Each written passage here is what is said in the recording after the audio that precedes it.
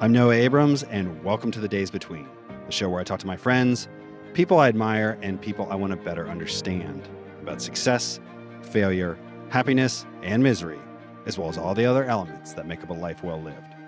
Along the way, we'll look at mental, spiritual, and physical health, and when life didn't go as planned, the steps they took to get themselves from A to B and beyond. This week, I'm speaking with Ian Rogers. As a kid growing up in Indiana, Ian's only plan was to smoke weed and ride skateboards for the rest of his life. And while he has managed to accomplish those goals, Ian has also established himself as one of the most influential voices of the digital age. From music to fashion to finance, his ability to successfully navigate the intersection of human beings and technology is second to none, and it is executed with a humility that only the Midwest could produce. It was as a student at Indiana University where his passions for music and computers would collide, resulting in one of the first music streaming platforms, a feat of engineering that he would continue to refine for more than 2 decades, culminating in the launch of Apple Music in 2015. Seeking new challenges while catering to his preference for discomfort, Ian made his way to LVMH, where he was tasked with digitizing the world's largest luxury conglomerate. After working with names like Louis Vuitton, Celine, and Dior, Ian found himself immersed in cryptocurrency, NFTs, and digital security with French startup Ledger. While Ian's timing has certainly contributed to his wins, it is his curiosity and belief in the mission at hand that has fueled much of his success and even some of his failures. During the course of our conversation, we discussed the importance of knowing when to leave the party, the niche culture of the internet, and why Spotify's Discover weekly recommendations are so good. It is my pleasure to present Ian Rogers on The Days Between. So I'm here in Malibu, California with Ian Rogers. You spent a lot of your time and a lot of your career in Los Angeles, but you are not from here. I'm not from here. I'm from Goshen, Indiana. Tell me about growing up in Goshen. You know, I always say that the Midwest is a great place to be from. I don't want to live in Goshen, Indiana anymore, and I didn't want to live there since the time I was 13. But it definitely gives you something. You know, you've got this kind of extreme boredom to fuel you.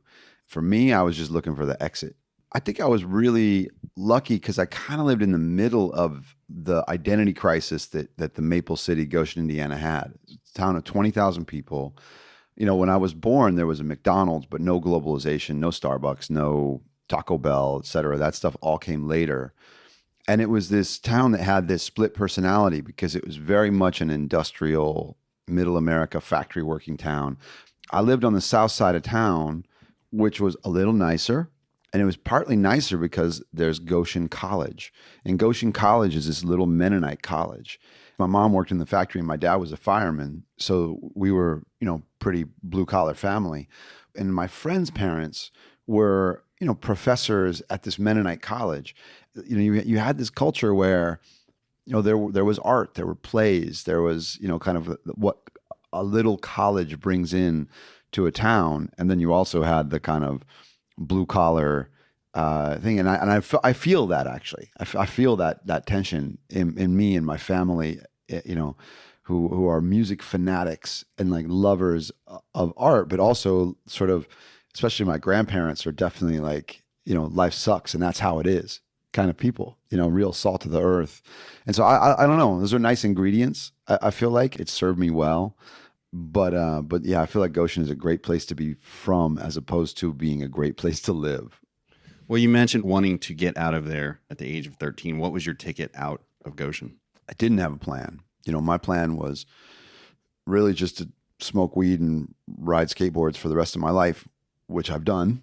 But that wasn't really a plan out of Goshen at the time. I did one smart thing, which is I love music. It's just what I wanted to be a part of somehow was music. The career center of the vocational school where you could go learn body shop or silk screening or a number of things. They also had a radio broadcasting course. They actually had a radio station, WVPE 88.1. It's still there. But it was a radio station and you could take it as a class. So I went to my guidance counselor in high school and was like, I want to do radio broadcasting. And I was a reasonably smart kid. I was in the honors classes. And they were like, oh, no, you can't do that. The vocational school is for people that are going to drop out. And we have to keep them from dropping out. And so we give them vocational training instead. You've got to take another Shakespeare class and like calculus 2 or whatever. And I was like, wait, that's fucked up. Like, I don't care about Shakespeare and calculus 2. I care about music. And so I actually like just went around my guidance counselor and enrolled myself.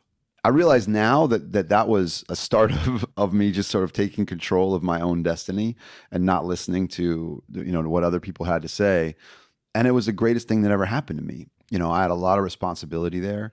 The irony is that I had to pick up a second job because the other part of the story is that when I was 17, my girlfriend got pregnant. And then it was like, okay, wait, now what am I doing? I didn't have a plan. So I had to pick up a second job. I was washing dishes at the General Hospital in Goshen, Indiana. And I remember I made $5 an hour as a jazz radio announcer at WVPE, and I made $6.50 an hour washing dishes all day. And that also was my first music business lesson because people recognize my voice. I remember I cut my hand open once and had to go to the emergency room. There's this, older doctor stitching me up. I'm a 16-year-old kid, and he's like, "You're on the radio. You're just a kid." Like but he recognized my voice. I had like a little bit of, I don't know what you call like local fame, right? Local talent, but I made $5 an hour compared to washing dishes. So I understood the music business, very early with that lesson. But then to answer your question, the way I did get out of Goshen was I went to the community college for a year because I was not college bound. I'd never even thought about applying to a college. So I just went to the community college when my girlfriend got pregnant. She was the valedictorian of our high school, though. Highly intelligent woman and still a good friend. And she got a scholarship to go to Indiana University, Bloomington. And so it was like, let's go. I could transfer my credits. I had done okay in my first year at community college. And that's how we got out when we got to Bloomington. And then I just kept going with music and digital music in particular in Bloomington, which is ultimately what got me out of there. What did you study at IU? I started at IUSB in South Bend with elementary education. But an important part of the story is that I had started programming computers when I was 8 years old because my stepfather had studied computer science in the 70s. And he had a little software company called Hoosier Software. And we had computers in the house. So I had that. And then my mom and Mike divorced when I was around 14. And then the computers disappeared from the house. That was when I was just skating and, listening to punk rock.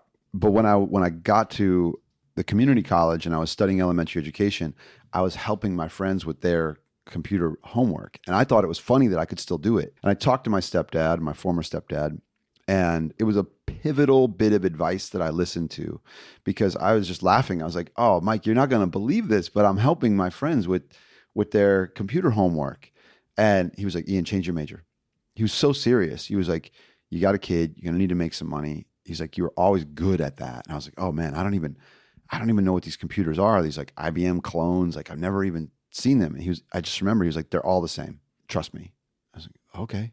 And when I got to Bloomington, I walked into the guidance counselor's office and was like, "I'm going to declare my major as computer science." She's like, "Okay, email me."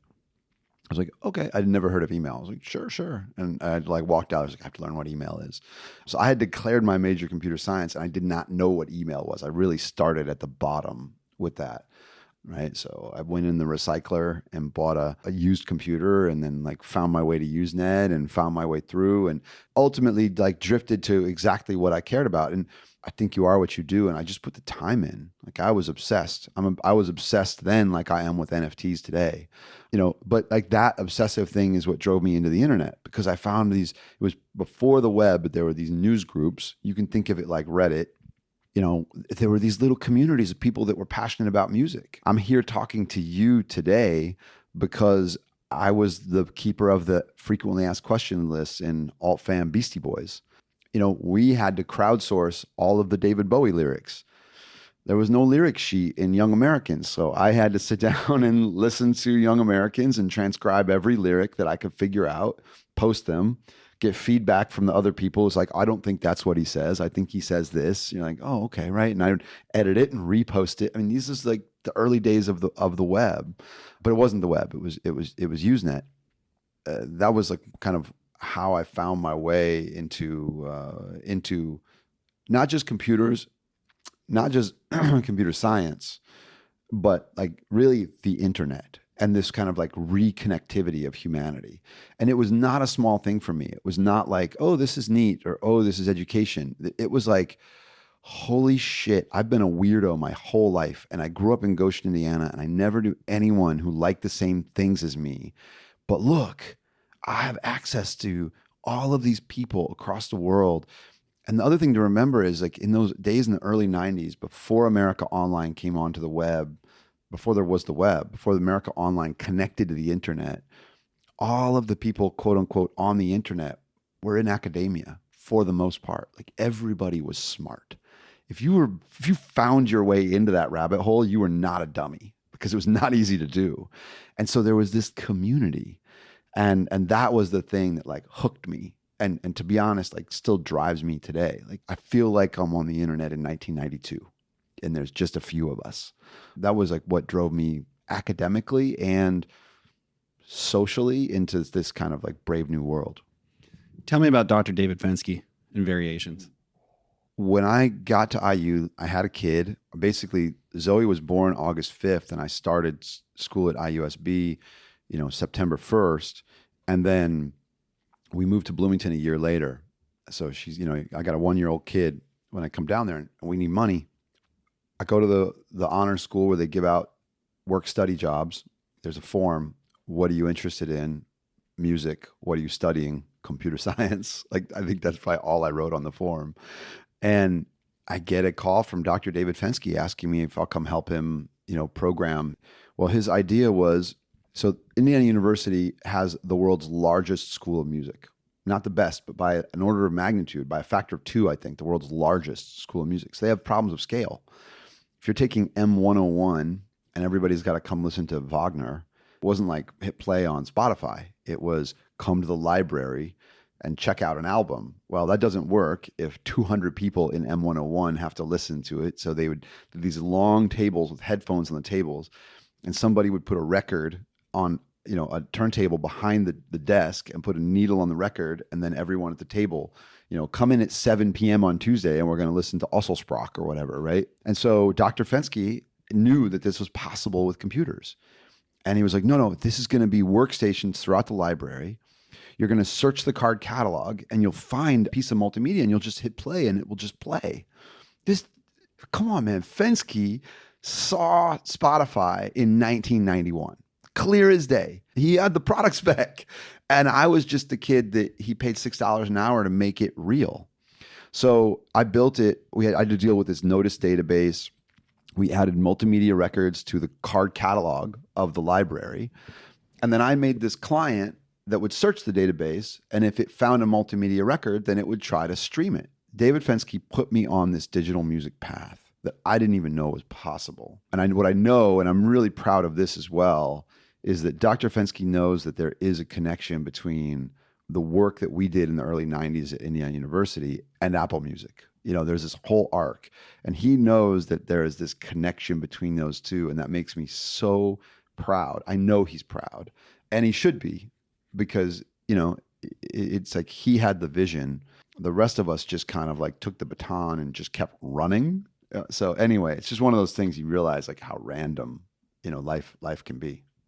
So you graduated in 94, and what were you doing? I graduated a degree in computer science. I had options. It's a nice thing about having a computer science degree. I'd really changed my circumstances, and I recognized that actually. So I had options. I could work. I could have gone full-time on this research project, Variations actually, but I had a full ride to grad school, and I was like, okay, I'm going to get a PhD. I'm going to be Dr. Rogers. So I started the PhD program, but something else happened to me. I was like, for the first time ever, I'm going to take the summer off. I'd had to work every summer and go to school every summer, because if you didn't work and go to school, then the money stopped. Right. So I needed to go to school in the summer so I could get a student loan so I could pay my rent. So I'd never taken any time off. And I was like, I'm going to take this summer off because I can. But of course I didn't. I had started building websites, and I'd started building a website for the Beastie Boys.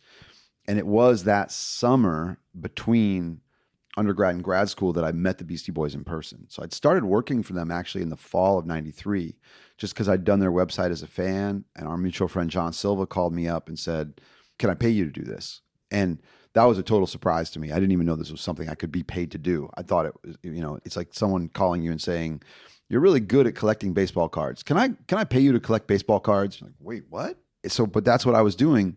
And then John started asking me to do other things. We had other bands and he wanted to pay me to build their website. And then I started to meet other people. I started to meet record labels like Liz Heller at Capitol Records, who was building Megadeth Arizona, and Charles Como at underground.net, and Rob Lord at Internet Underground Music Archive. And there were not that many of us who were doing this thing, but you kind of all find each other one way or another. And then someone calls me and they're like, hey, can I give you a ton of money to make a website for my vitamin company? And I'm like, well, you're going to pay me a ton of money? Then yeah, actually. So I started grad school, but I had started this little business and I'd hired a couple of my friends to help me out. And I did really shitty at grad school as a result. Like I got the first bad grades I'd ever gotten in my life. I was trying to run a business. I was making real money. And so, yeah, so that was what I did. The Beastie Boys story is a good one. I met them for the first time on Lollapalooza in '94. I'll never forget Mike D calling me. Beastie Boys had a not-for-profit organization called Milarepa. They wanted to take Milarepa on tour, but they knew that like a not-for-profit was not going to like draw a crowd. Mike called and he said, we want to do something. We think maybe there's something that we can do with like technology and the kind of stuff that you're doing that will be like noisy and exciting and it'll bring people over to the table. And we'd been working on like a CD-ROM at that point. So we were actually, digitizing videos in QuickTime and videos from the Beastie Boys and their record label Grand Royal. And we kind of built this experience, QuickTime VR in their studio. And so I would try to figure it out. And I was like, okay, Mike, I've got an idea.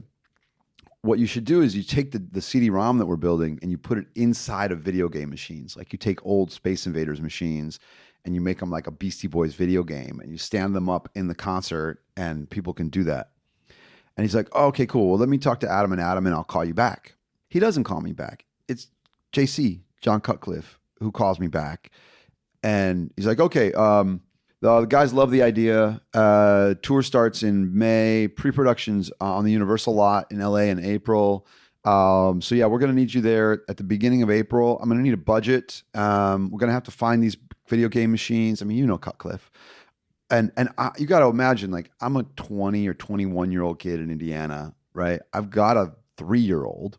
I'm living in a cement box in Indiana. I've got an ex-wife who lives across the street. Like, I'm in grad school. I remember saying to him, like, oh, no, wait, there's some misunderstanding here. It's the first time I've ever talked to Cutcliffe in my life, too, by the way, right? There's some misunderstanding here. Like, Mike called and he asked me for an idea. I gave him an idea. I'm glad you like it. You should totally do it. I was like, I can't do it. I'm in Indiana. I have a kid. I'm in grad school. I don't even know how to do it. I just had the idea. I'll never forget. JC goes, you want to do this, kid? We'll figure it out. And I hung up the phone and I called Zoe's mom and I was like, I think the Beastie Boys just asked me to go on tour with them. And to her credit, she goes, you got to do that. We'll figure it out. And I was like, okay. I feel like there are many points in my life when people have believed in me much more than I believed in myself. That was definitely one of them. Beastie Boys are definitely those people. John Silva, definitely one of those people who believed in me more than I believed in myself. Dave Goldberg at Yahoo, for sure.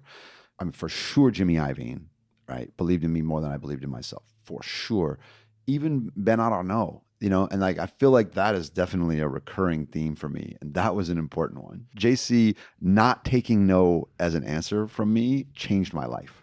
Tell me about working with Dave Goldberg. The path to get there is we had a company in the late 90s called Nullsoft that made an MP3 player called Winamp. And it was made by this guy, Justin Frankel, my friend Rob, who I mentioned earlier, because he did Internet Underground Music Archive.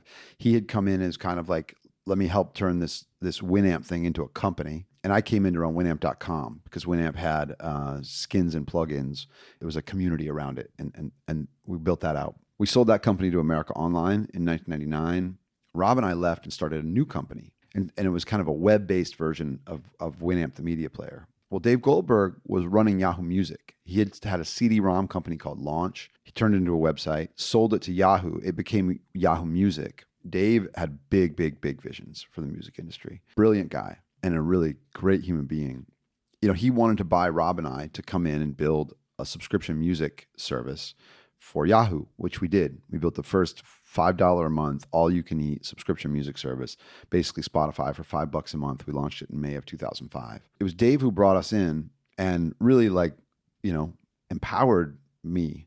And I didn't want to work at a big company like Yahoo. Like I wanted to go back to startup life. So, and Yahoo was kind of this weird machine, and Yahoo Music was kind of a weird machine because it was like this weird LA satellite on this like Sunnyvale company. And I don't know, I just couldn't find my way really. I tried and I was, but I wasn't. Like I had an itch, much like I had in Goshen, I guess. And so the third time I had tried to quit on Dave, Dave was trying to he was always giving me a carrot to stay. He's like, we're going to make you a VP at Yahoo. I'm like, I don't care about being a VP. I just want to do cool shit, And he's like, no, you care. This kind of shit matters here. You're going somewhere, man. Don't let me show you where you can be. You got to remember, I'm the person that put tattoos on my fingers when I was 22 expressly so that I would never be an executive anywhere. I wanted to protect myself from that boring fate where you had to have meetings and do emails and be nice to people. But Dave thought I could do both. He thought I could be me and I had something to add and, be successful and have a career. And he actually really cared about me and my family in a way. He was like, look, this is a long run here, man. You don't need to just do these little companies, and then at some point, third time I tried to quit on him, he took me out for lunch and he's like, would you be interested in running Yahoo Music? And I was like, well, wait, I don't understand that. That's your job. You are Yahoo Music. And also he had a lot of people around him that I would think would be more heir to that throne than me. And for whatever reason, he was like, look, if you're interested in it, just sit still. I'm not going to be in this job forever. I think you're the right person for it. And so he did. He set me up to be in that role. And it's really incredibly interesting to watch. Now, even more fascinating is, I don't know how he did exactly this for so many people. He was, sort of famously Sheryl Sandberg's husband, and he passed away a number of years ago. And, everyone from Silicon Valley has a story like mine about what Dave did for them. And it's just incredible that one man did so much for so many people. The story that I have it's like one of 2,000 similar stories of this guy shaping the career of somebody. But yeah, I'm super lucky to be the beneficiary of that for sure.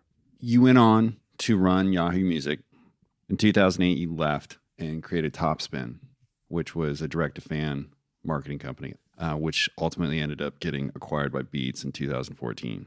In that 5-year span between leaving Yahoo and going to Beats in 2013, tell me about that.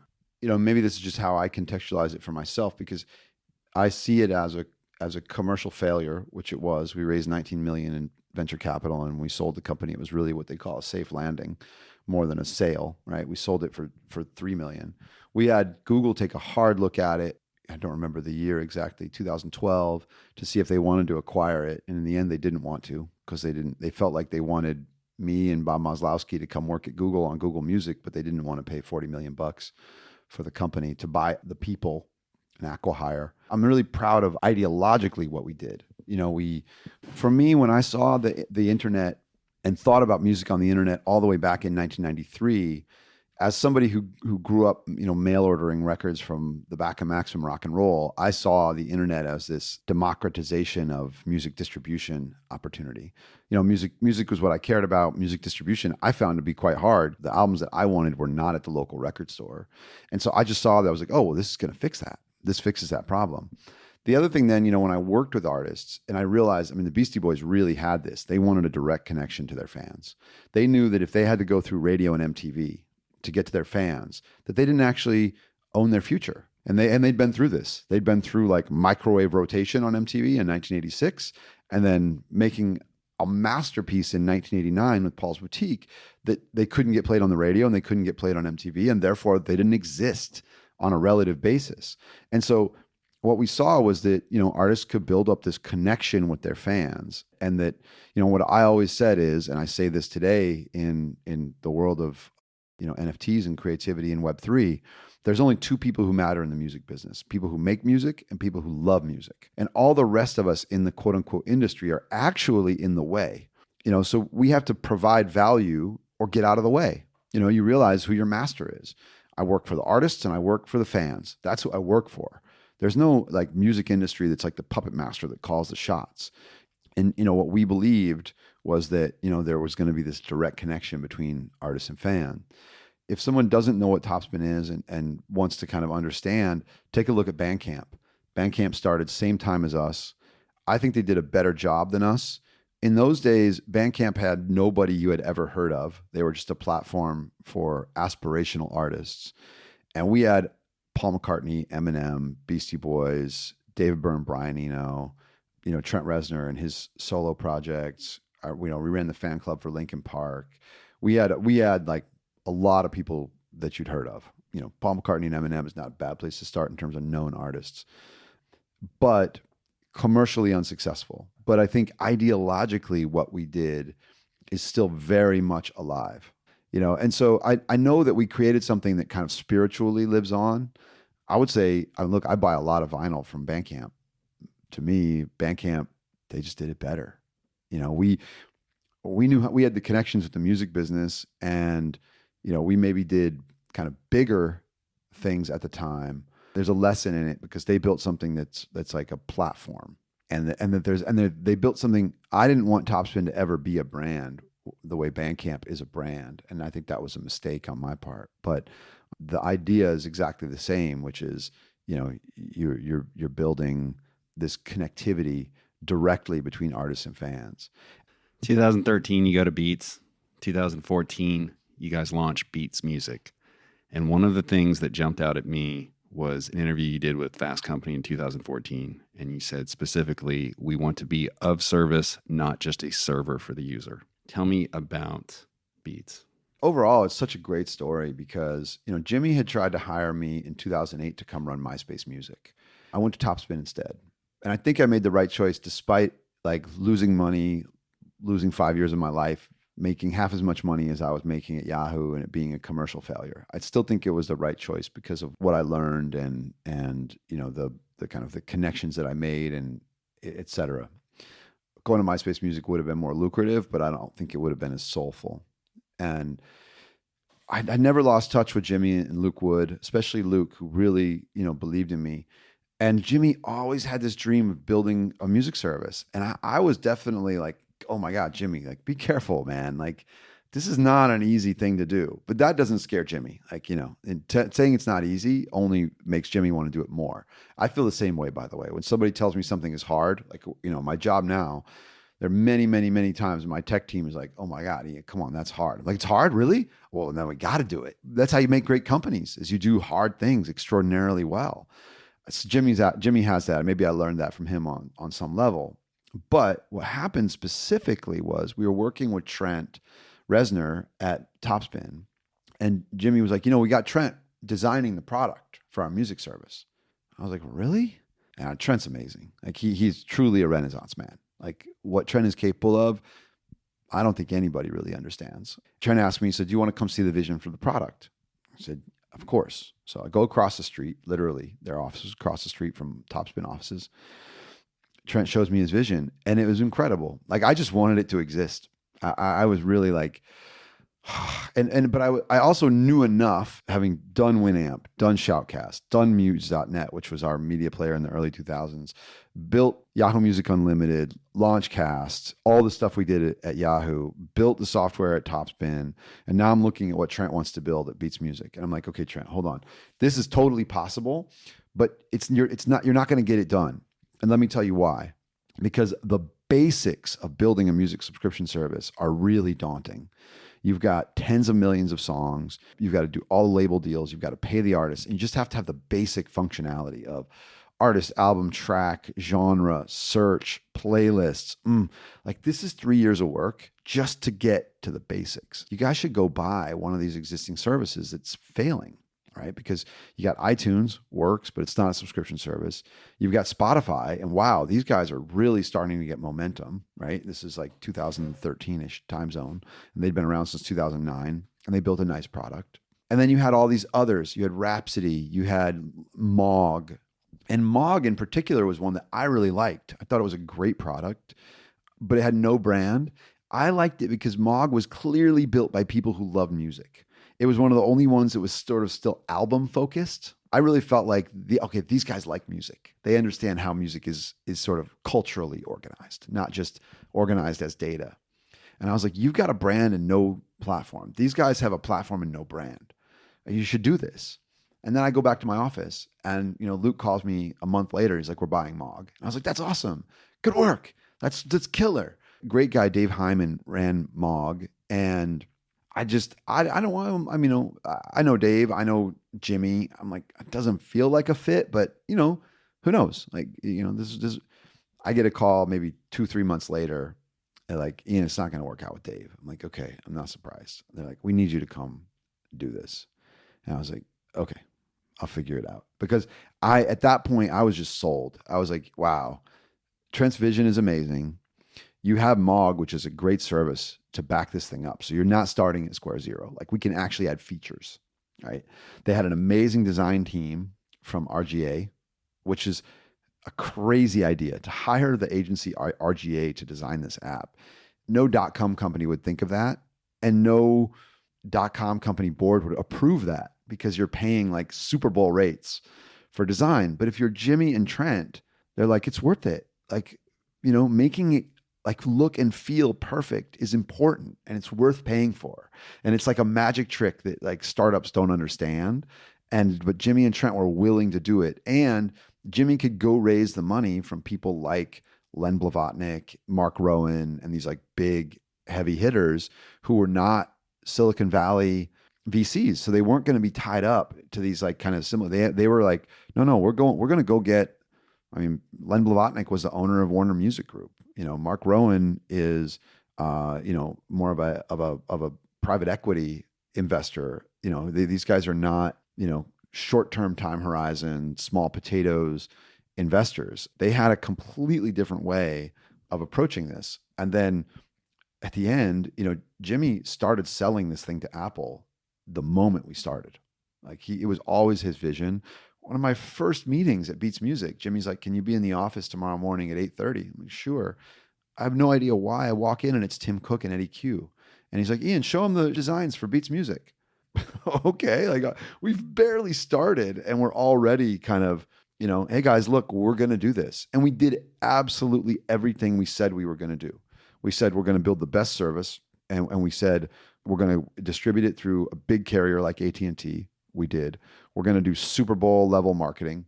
We did. We launched our service with a Super Bowl ad with Ellen DeGeneres. We did everything we said we were going to do, and that's why I think Apple bought the company. I'm still friendly with Daniel Ek. I think he's an amazingly brilliant human being. I always begged reporters. I was like, please, like, put me on a music trivia contest, me and Daniel Ek, because music is all I know. I go up against anybody. We are those people, and Jimmy is that person too. And I think Jimmy knows that I know and care about music deeply. Right. And so that was what we tried to build, was this music service. Spotify's slogan at the time was, it all starts with a search.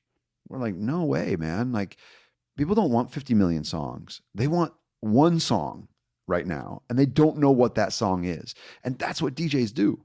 Right. Like I always say this, Virgil Abloh, he's not a designer. Well, was not a designer. He's a DJ. Right.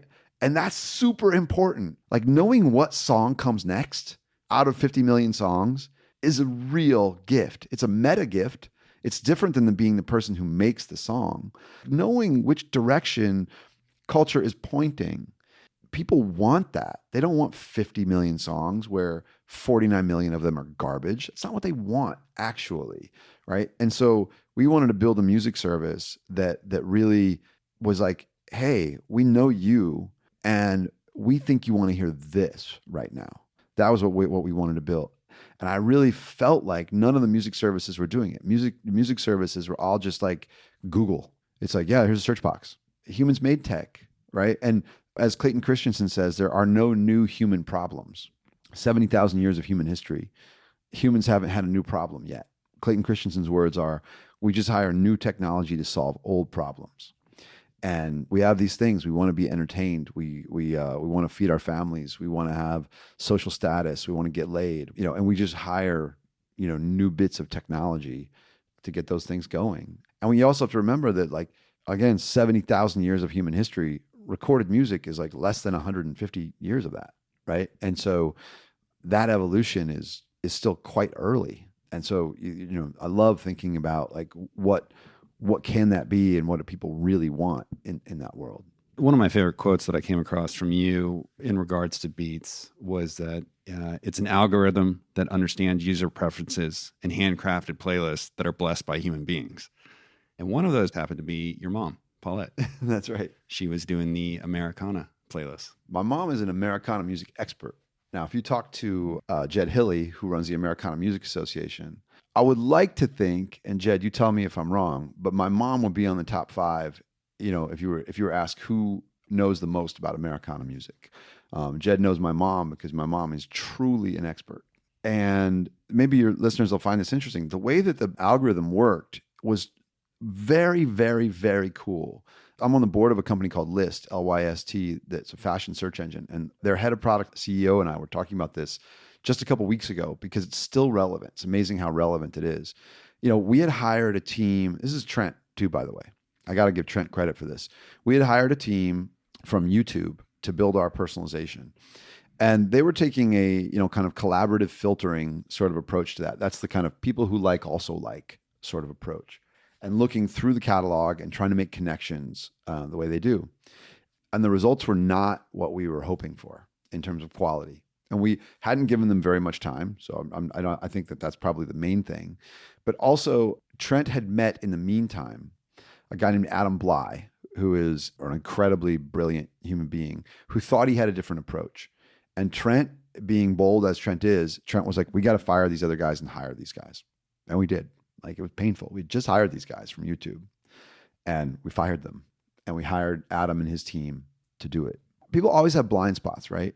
And so the people who are editorial thought computers can never do this because it's too cultural and it's just not possible. The technical people thought humans can't do this because it doesn't scale. Humans can't curate 50 million songs. What Adam and his team realized is that there was this intersection of the two. There's a practical intersection. And I love this insight that they had. If there are 50 million songs, there are actually only about 900,000 that people really love and listen to. And it's not actually about uncovering what's great in the other 49 million. That would be kind of the tech guy approach. Like, let's find the other ones that they're going to like, but they don't know they like. We just need to play the right ones out of here. You've only got 24 hours in a day. You've only got a couple hours a day you're going to listen to music. I just got to give you the right song in that. So what they did is they let editors pick the music. So the first task is you take out of the 50 million, only the ones that editors say, these are truly great, right? So editors are basically picking, here's the good songs. Then I reach into that bucket and I give to you the ones that I think are right for you. And I'm going to have a pretty high hit rate because everything in the bucket is good. There's nothing in here that's garbage.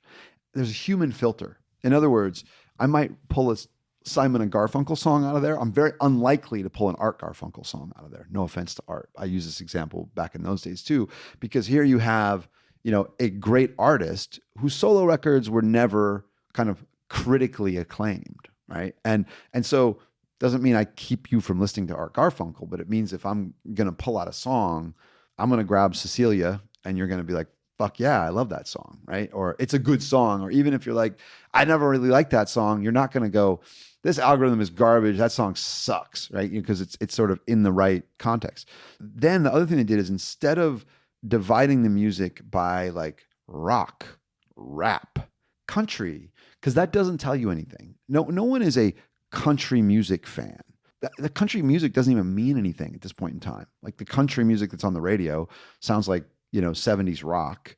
If you're super into Hank Williams, that's not your jam. And what they did is they created these cultural spaces for the music to live instead that were editorial, and the editors could make as many of them as they wanted.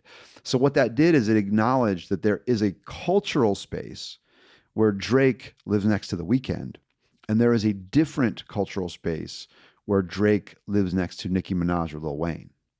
And that is very subtle, and only a music person would make that distinction. The record store is going to put both of those things in rap, or R&B or whatever. And it doesn't fit. And the cultural spaces don't even need names. But then what I do for you, the user, is your DNA is some percentage of each of these cultural spaces. So when you walk in, I can say, okay, you are, 2% bluegrass.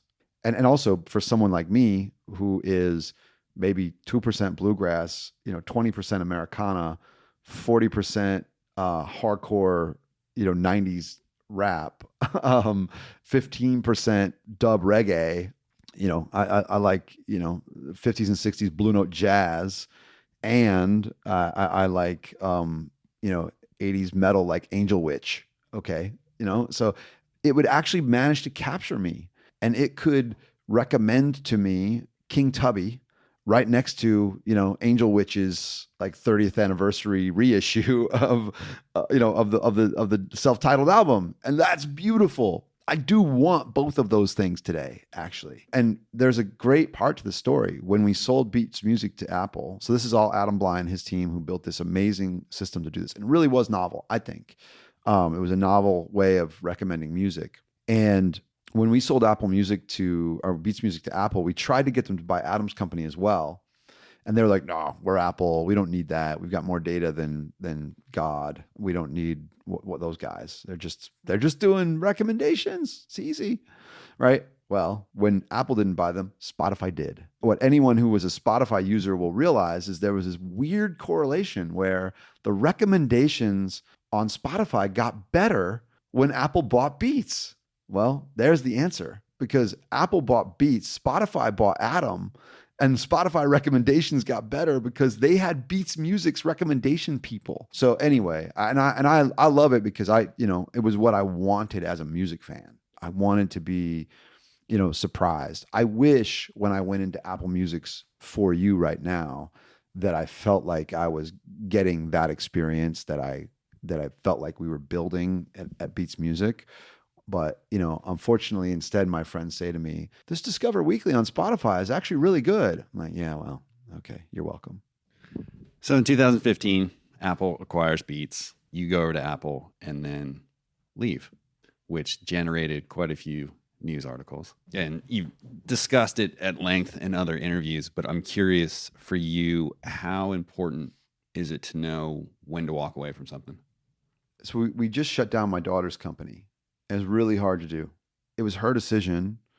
We talked about it for months before she actually did it. And in the end, I said, you got to trust your instinct. Like you just listen to your heart on this. Maybe I'm lucky to have that voice that I can trust, because I can imagine, maybe not all instincts are the same. But in my life, I've definitely learned to trust my instincts. When you should have left the party, even if you didn't. Like you can always look back at last night and go like, oh yeah, I should have left then. And I stayed like 2 more hours. I had like 3 more drinks, and I definitely could have moonwalked out of there around 11:30, and it would have been a better night. And so I think you have that experience enough times, and you go, yeah, this is the moment I got to leave the party, and I got to actually leave the party. I got to get my ass up out of here. I think that there is something for me. I really haven't ever been ambitious in the kind of career or money way. It's not what motivates me. Maybe ultimately I'll drive the car off the cliff, because I'm willing to take a lot of risk because I think I come from nothing. So there's a long way to fall. I know that the money doesn't make me happy. So, I can imagine, living with a lot less money. So therefore I'm not feeling like, okay, how do I stack 5 more chips? I'm like, how do I have a better life? And for me, I felt this fear. And maybe it's a silly and irrational fear, but I felt this fear that I would never be able to do anything except digital music. And that was okay with me, to be honest. But I also just have a curiosity that goes beyond that. So when somebody says to you, hey, do you want to try this? I don't get scared. I'm like, could I do that too? Like, I feel like I won this game. Can I play that game? I don't know. They say we all rise to our level of incompetence.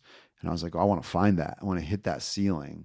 Also, though, for me personally, I just like an adventure. I realize this about me, and I realize that other people like comfort, but I prefer discomfort. I prefer adventure. I want there to be a little bit of discomfort. I want it to be, a little bit tricky.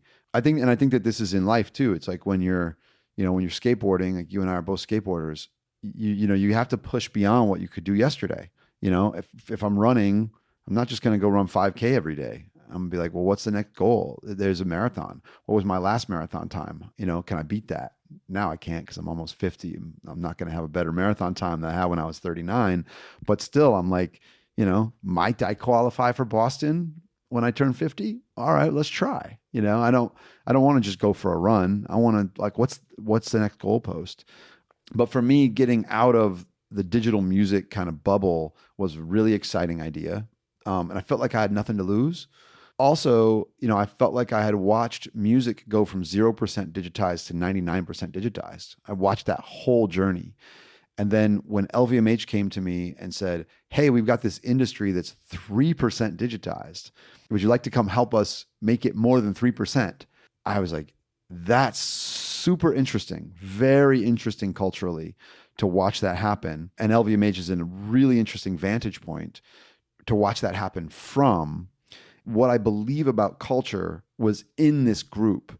In other words, and this is a little more heady, I apologize, but I think that what I've always been actually is a student of the way the internet is changing culture, and the internet moves us from the mass culture of television and radio to the niche culture of the internet, where you recommend me something, I read about something on social media, I'm in a little group and I get recommended something. Like, that's just the physics of the internet.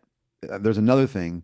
There's quality instead of marketing. And this I learned from a guy named Umair Haq, who wrote a piece in 2004 called The Blockbuster versus the Snowball, which I've referenced a bazillion times, but it was that influential on me, because what he was saying is that on the internet, quality is more efficient than marketing. In other words, and this is like the success of Netflix shows and Amazon shows, et cetera, they're successful because people love them. They're not successful because they market the shit out of them and shove them down your throat. That actually doesn't work. That's why you have a Marvel movie in the theater.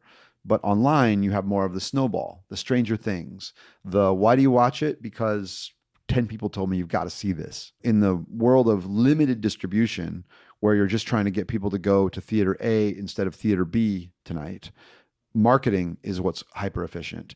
In the world of unlimited choice on the internet, quality is hyper efficient.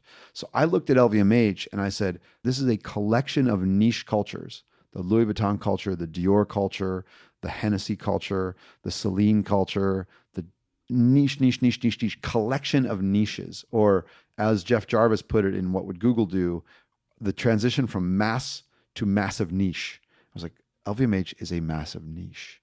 And they are legitimately focused on quality. The CEO of Louis Vuitton will tell you that the whole company has taken an oath against short-term revenue. And Ben Adonot will tell you with a 1,000% straight face that they take a 100-year time horizon when they think about their brands, right? So they are focused on this long-term value and building very tight-knit niche cultures. And I was like, that sounds like Trent Reznor and the Beastie Boys to me. Long-term artists, communities that are like focused on something very specific. And so I just saw like, wow, this LVMH thing is a massive opportunity. Also, you're talking about a business in LVMH that during the time I was there went from, 35 billion in revenue, to 50. And, the entire music business went from 30 billion to 14 billion during the time I was in it. So you've got one conglomerate in Europe that does more revenue than the entire music business. And so that as a playground was, super interesting as well. So you left LVMH in 2021 and went to Ledger. Tell me a bit about Ledger. So when I moved to Paris in 2015, one of the first people I met was a guy named Pascal Gauthier, who was the first seed investor in this little French crypto startup called Ledger. What these French geniuses in cryptography and cybersecurity had figured out was how to take the technology that was in your credit card, the chip and pin technology, and simply apply it to securing crypto. When you're using digital assets, Bitcoin, Ethereum, NFTs, what you have is you have a new human invention. This is, I think, still very underappreciated. People think about crypto as just like a thing. It's a thing. It's digital value. It's actually a critical digital asset. It's a digital scarcity. It's a digital item that you could lose, like you could lose a $20 bill or your cell phone or, your headphones. You can lose them.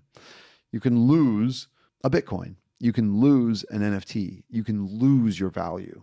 So, you've got these things that have value and will have a tremendous amount of value. We're going through this moment in human history when everything will become digital. We've kind of lived through it with music and videos, but like what I'm talking about is your passport, your mortgage, your cash, like all of this stuff will become digitized over the next 20 years, just like, the world's information has become digitized over the previous 20 or 25 years. Now, in that world, security is going to be incredibly important, because if I'm going to use a digital object to show you that I can drive a car legally in California and I'm allowed into this bar because I'm over the age of 21, and I can immigrate into the EU because I have a carte de séjour that says I'm legal to work there, and these documents will all be digital in the future. And by the way, that digital document is better technology than driver's license that's in your wallet today. If you think about the driver's license actual ability to prove something, the blockchain is a better technology to make that proof than a piece of laminated paper. So therefore, it will become true, but security of that is going to be incredibly important. And that's what this young company, Ledger, had figured out starting, back in 2014, actually. And I had met the guy that was the first seed investor who became the president and then the CEO as the company scaled, because the world was like, yeah, this is important. Security around these digital assets is super important. And it's not just security, but the self-custody of them. In other words, I don't want to keep these assets in a bank. There can be a run on a bank. And the point of this is that I have a digital asset which is mine and is non-fungible. I can have digital gold and I don't have to entrust it to anyone else. I can actually hold on to it myself, and I can not worry about that kind of run on the bank scenario that happens when bad things happen in the world and in the economy. And so that's what these Ledger devices do. So Ledger is a technology for the secure self-custody of digital assets such as Bitcoin and other cryptocurrencies, NFTs and other digital documents. And that is the equivalent of a digital safe in a world where there is a digital gold rush. How important is timing, and how do you control for it? I think, timing is everything. Someone famously said, I learned this from Peter Gocher, but the quote is actually coming from someone else, but being early is the same as being wrong. And I've seen that many, many, many times personally. And I think people often like to say, well, I did that first. Like, it doesn't matter. There's timing. Don't build a 2008 company in 1998. What I mean is, like, we are in the kind of 1998, 99 zone in terms of cryptocurrency adoption. And I think that that's really helpful to know because, in 1998 in digital music, we were right, but you couldn't be too early. In other words, like if you tried to build Spotify in 1998, which some people did, it was called Rhapsody. It launched in 2000. Then, you were just going to be too early, and being early is the same as being wrong. Look at Magic Leap. Magic Leap's probably exactly the right idea.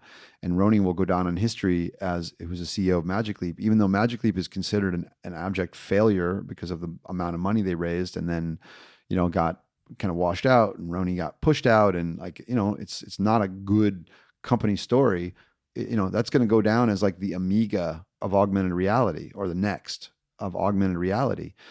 So being early is the same as being wrong, and timing matters completely. I remember really well in 1998, 99, we believed deeply that digital music was the future.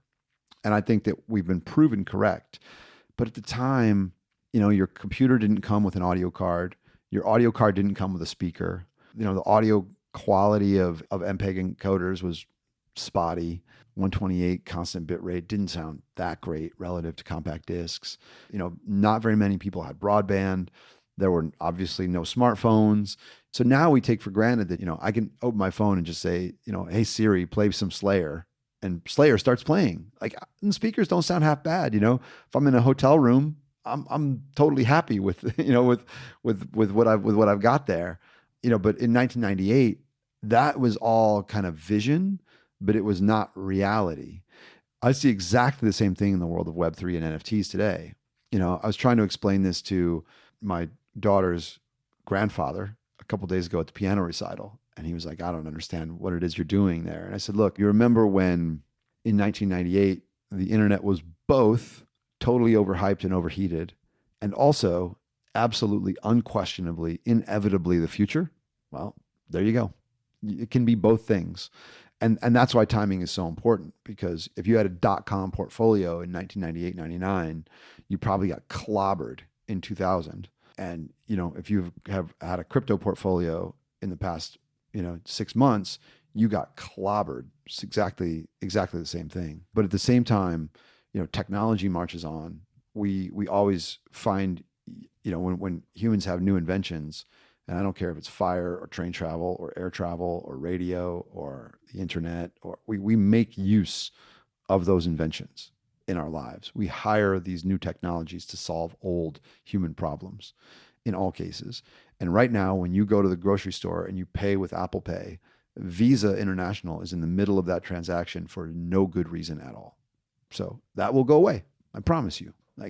It's just a matter of time. We have global cash settlement. I tried to buy a mountain bike on specialized.com this week. I wanted to buy it on the French site with my US card. Couldn't. Ultimately, I failed. I still have not succeeded in giving Specialized my money to order this mountain bike, because the financial system that we live under has major limitations. If I want to send you $1 million in Bitcoin, it will take me about 30 seconds. If I want to transfer $100,000 from two of my own accounts with my name on it, it will take me an hour at the bank, 3 phone calls, and several days for that to happen. This will change. I promise you, this will change. So, what Ledger does is, we have an important part of this, which is giving human beings the way to securely hold their own digital value. And that's the company that we're building, and the belief that we have that that's a fundamental human right and freedom.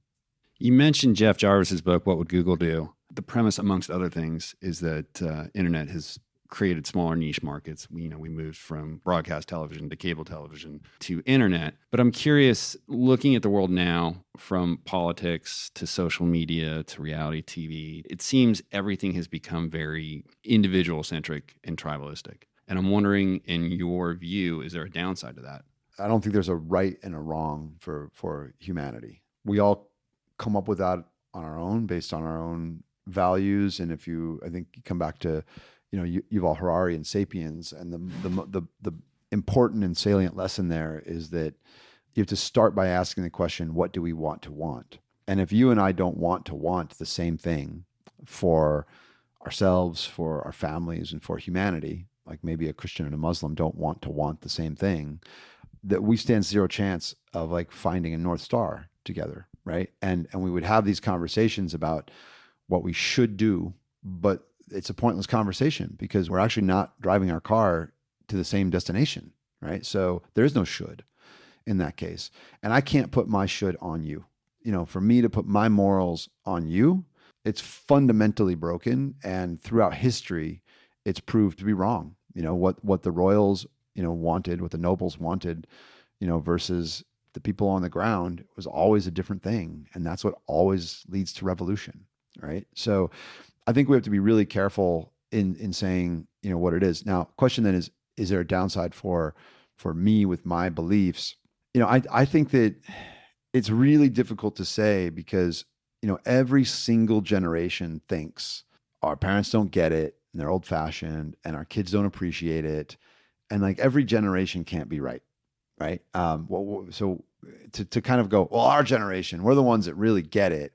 And the way the world should be is the world that had, fucking Fantasy Island and Riptide and Love Boat. And that was the way. And when I could turn on the radio and hear, Britney Spears or Offspring, man, that's the way it should be. I mean, come on. It's ridiculous. It's totally ridiculous. And societies go through cycles. I've just been finishing the new Ray Dalio book, and Rise and Fall of the Dutch Empire, the rise and fall of the British Empire, the rise and perhaps decline of the American Empire, the rise of the Chinese Empire. Read the book yourself and draw your own conclusions.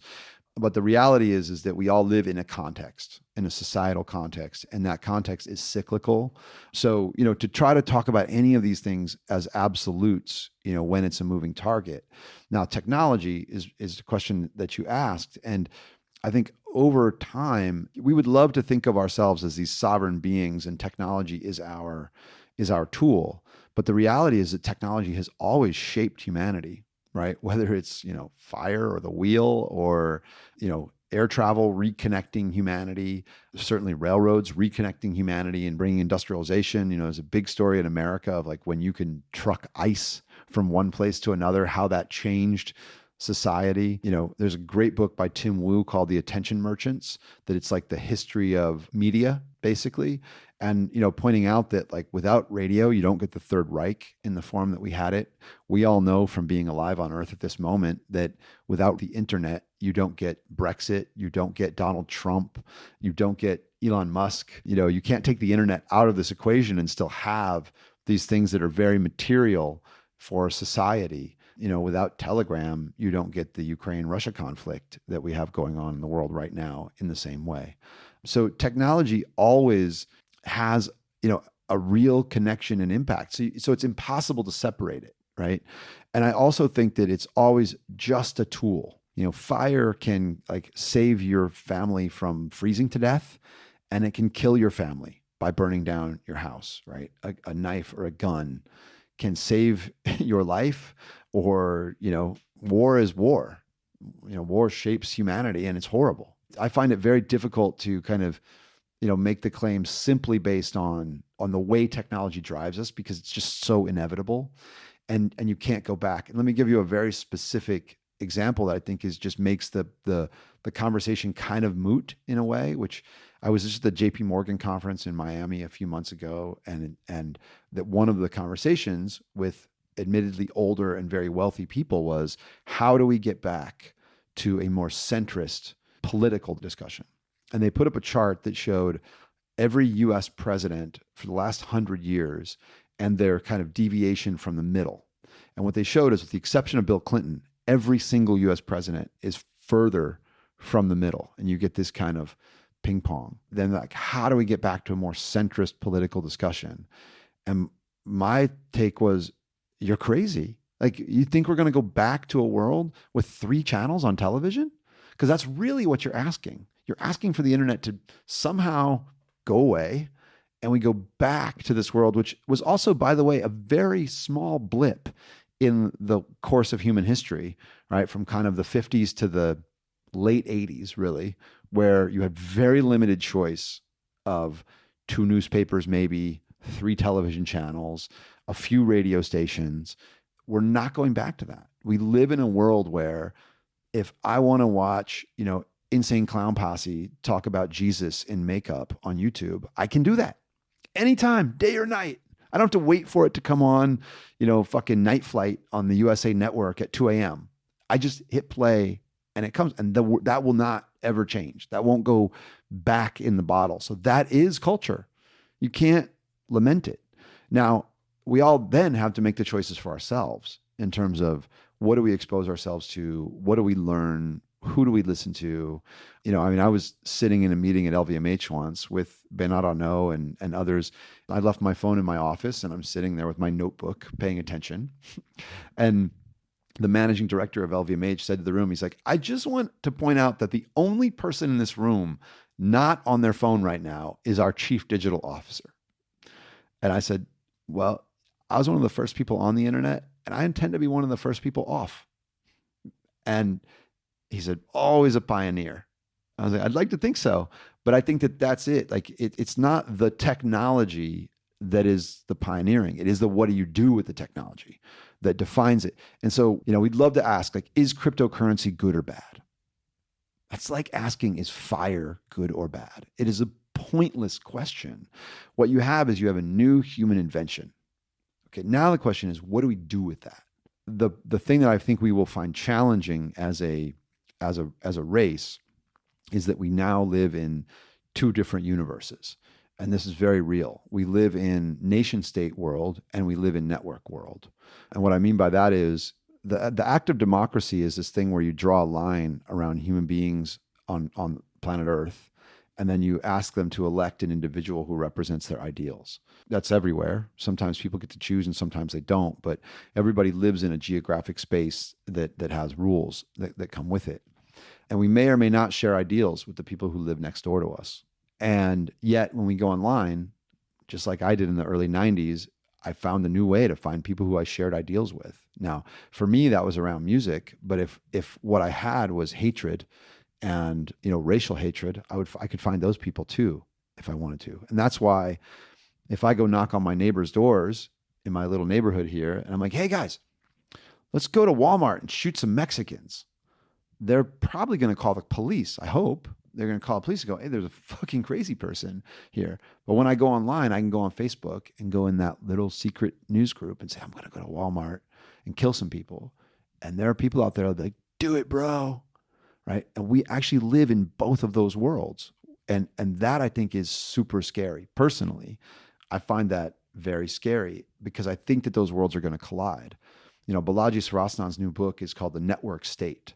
And he's very, very, very eloquent talking about this, that we spend 8 to 9 hours a day in this borderless online world. The definition of the word metaverse is people who are not in the same physical space as one another collaborating. That's my job. That's what I do all day. I sit at my computer and I talk to people on video, or even when I'm in a conference room at work, there's 1 or 2 people that we're not sharing the same face with. They're on the screen. We collaborate with people we're not in the same physical space with all day, every day. And we might be under the same government. We might not. It's irrelevant in that network world that we live in. Yet we do live in this geographic world. So I think that we will have war between nation states and network states for the next 50 years at least. And that might sound science fiction, war between nation state and network state. Well, Anonymous is attacking Russia right now. Anonymous is a hacker group who no one knows the identity of, and they are full on attacking Russia right now. This is not science fiction. Just search Anonymous in Russia anywhere and you'll see, everything that's going on. Please, please, please read this book that's called This Is How They Tell Me the World Ends by the New York Times cybercrime reporter Nicole Pearl Roth. It will completely change your perspective. And I think you'll see, oh shit, like this is not cute. This isn't like a Wall Street Journal article about bored apes. That's irrelevant. Pay zero attention to that. There's something very, very, very real happening here. Look at screen time on your phone. Look at screen time on your children's phones. That's how many hours a day you are spending in this borderless online world. And that is a different world than the world that my parents grew up in. And that world will have its own tribes and have its own countries. I think about it, I am a member of multiple things online. I'm a member of the Proof Collective. I'm a member of CPG. I'm a member of Quantum LA. I'm a member of Admit One by G Money. These are valuable memberships. Like, go try to buy one. So tell me if it's in your budget, right?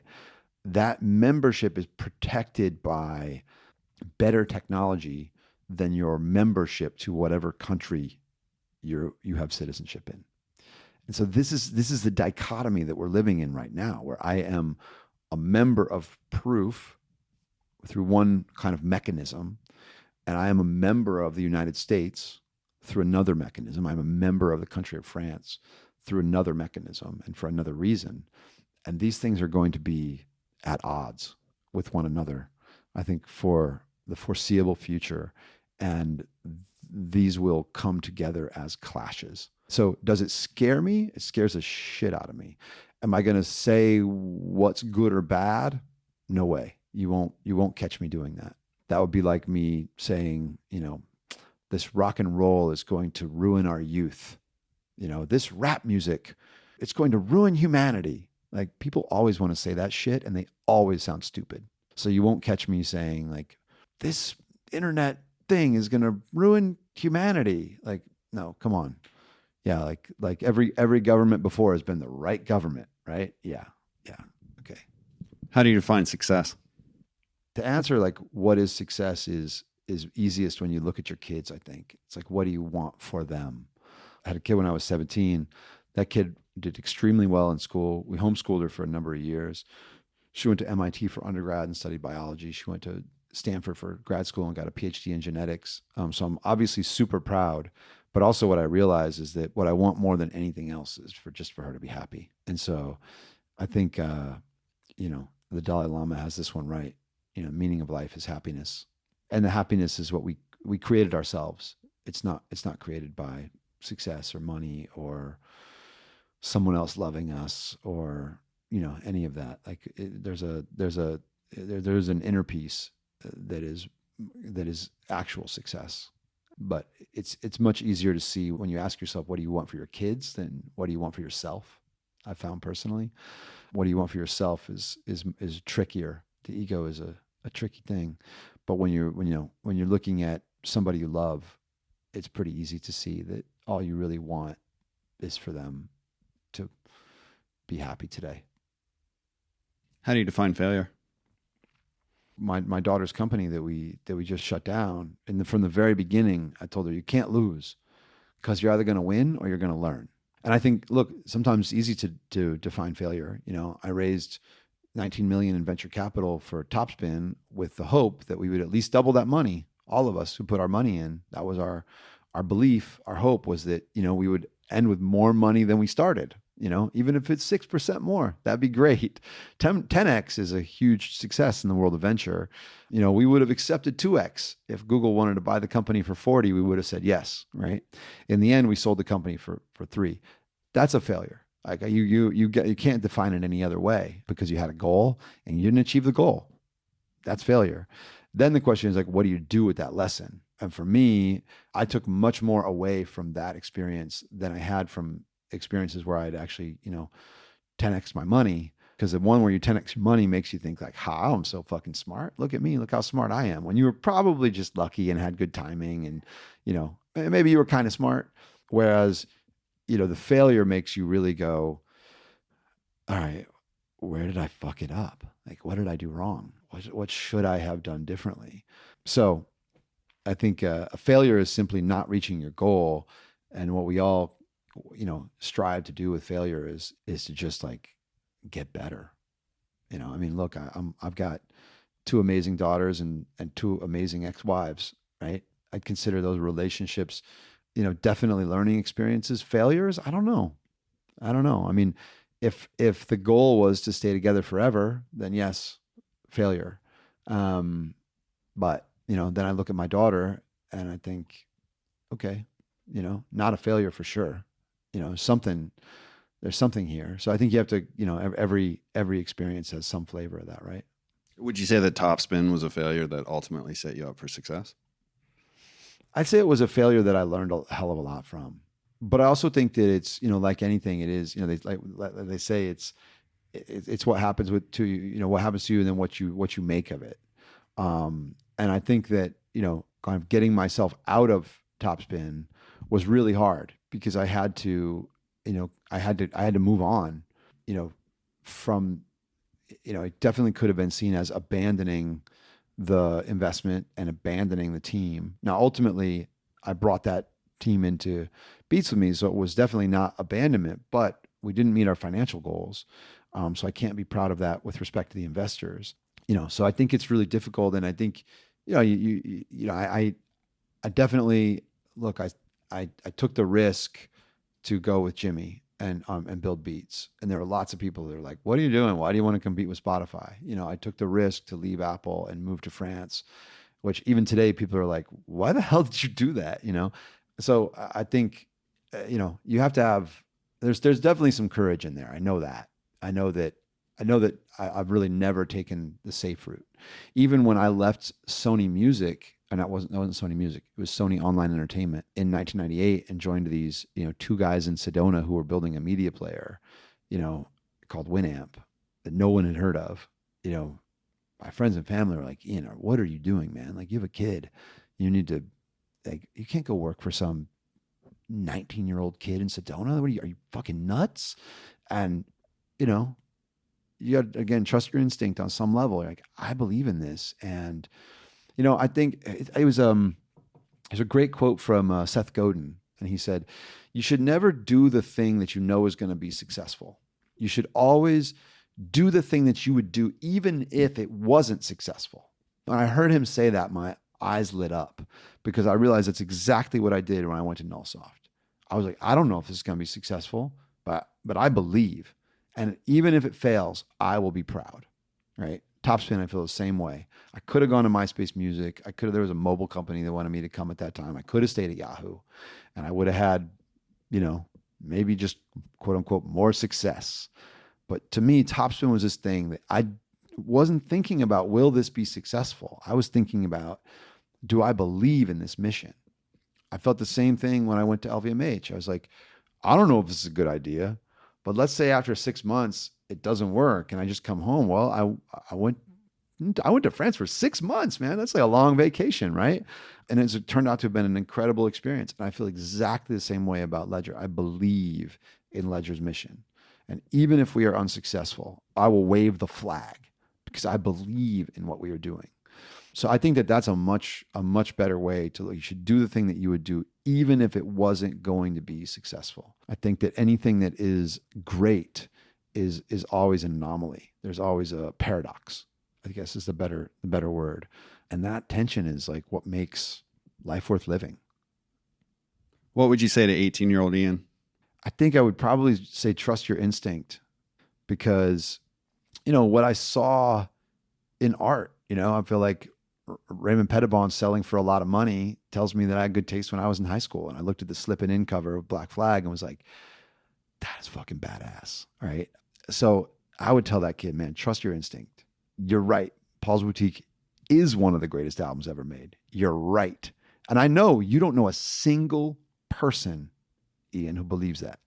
But trust me, that's just one example where you're looking at the world, you're looking at a lot of bullshit, you're seeing past the bullshit, you're looking at and you're seeing and feeling things that are real. And everyone wants to tell you it's garbage, and those people are wrong. The people in the music business who told me they were going to sell compact discs forever in 2000, fuck you, because you tried to talk me out of my dreams so that you could keep your job. You were wrong. I was right. And it's the same people today that want to talk shit about Bitcoin, NFTs, cryptocurrency. I'll see you in 10 years, motherfuckers, when your passport is a digital document and you are trying to figure out how to secure it. This is just another one of those times where you can't see the forest for the trees. So that's what I would tell the 18-year-old me is ignore those people, just stay on the path and trust your instincts. How would you describe what you do for a living?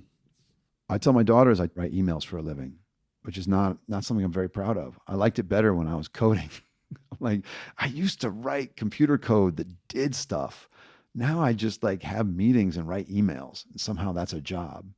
I think that the interesting thing is that, I grew up loving music and computers, but what I've actually become is a storyteller on some level, right? I think that is where Yuval Harari and Sapiens and 21 Lessons for the 21st Century is super influential on me, because I think that the thing that I really got to understand through Yuval's writing is that human beings are story consuming creatures. And I think that's probably why people listen to your podcast. We're just story consuming creatures. It's how we understand. So I think that what I actually do is I'm very curious about how all of these things connect together. How does technology and humanity coexist? And what does the past tell us about the future? I'm reading right now a book that was written in 2002, and it really covers the dot-com bubble. But for me, what I'm doing is I'm pattern matching, right? I'm reading it at this moment because we've just experienced a pop of a crypto bubble. And I want to understand more about, what history can teach us about the future. And same reason that I'm finishing the Ray Dalio book about the rise and fall of empires, because there's clearly something happening at the moment in the world, particularly in America, that has, patterns that are very similar to, the fall of the British Empire, the fall of the Dutch Empire. And I want to try to make those patterns of what are they and what aren't they. So I think what I do is I try to make those patterns and see, what of this is real. And I think what I find amazing is how, when you read the headlines in, the Wall Street Journal and New York Times, which are run by incredibly smart and thoughtful people, they get the future of humanity related to technology wrong 100% of the time. I think that's incredibly, I think it's shocking, actually. But also a massive opportunity for anyone who can get it right. Because if the top institutions in the world who are supposed to be informing people are getting it 100% wrong 100% of the time, then the masses are going to miss it. And you have this opportunity to get way ahead of the pack by simply being, kind of objective and thoughtful about where things will actually go, and placing bets. So I think that's what I do, is I try to figure out where is this going really, and what are the bets that, we should place, to get there. Because I'm investing, whether it's my own money or my own time, I'm investing and trying to make good bets for the future. Ian Rogers, thank you for speaking with me. Thank you for letting me speak. I know I talk a lot.